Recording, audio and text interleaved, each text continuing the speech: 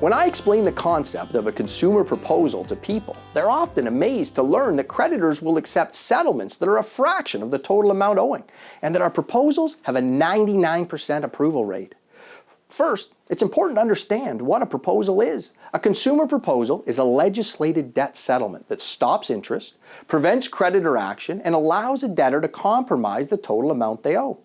Proposals also allow a debtor to avoid bankruptcy, consolidate their debt into one affordable monthly payment, and protect all of their assets. It's easy to see why filing a consumer proposal is a great option for many people struggling with money problems. But the question I get asked all the time is, why do creditors agree to take a fraction of what they're owed?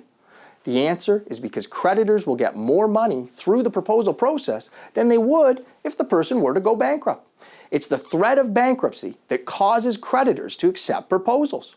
When we file a consumer proposal, we're not expecting creditors to accept the deal because they want to be nice or because they want to work with the debtor, but rather because we know that the creditor wants to maximize their recovery. It's a business decision. Creditors generally don't want you to go bankrupt. They want to collect the money that you owe them. And if they can't get it all, then they want to collect as much as possible. The proposal process is highly legislated. It starts by filing the proposal, which immediately stops all creditor action and interest. After filing, the creditors have 45 days to vote on the proposal.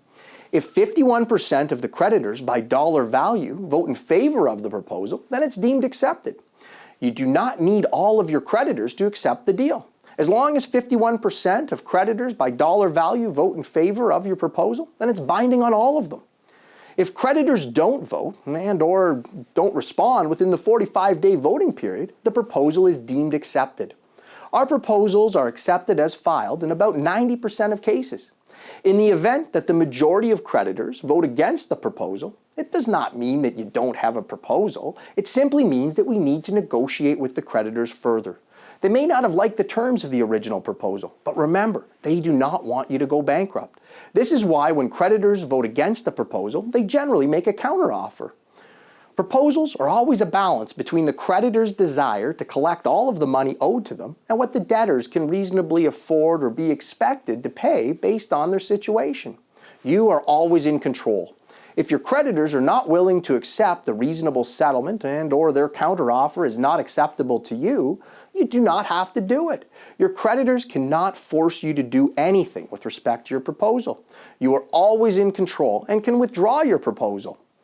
Also, filing a proposal does not mean you can't file bankruptcy. If it becomes apparent that the proposal is not your best option, if you would like to discuss the option of filing a proposal further, please contact our office.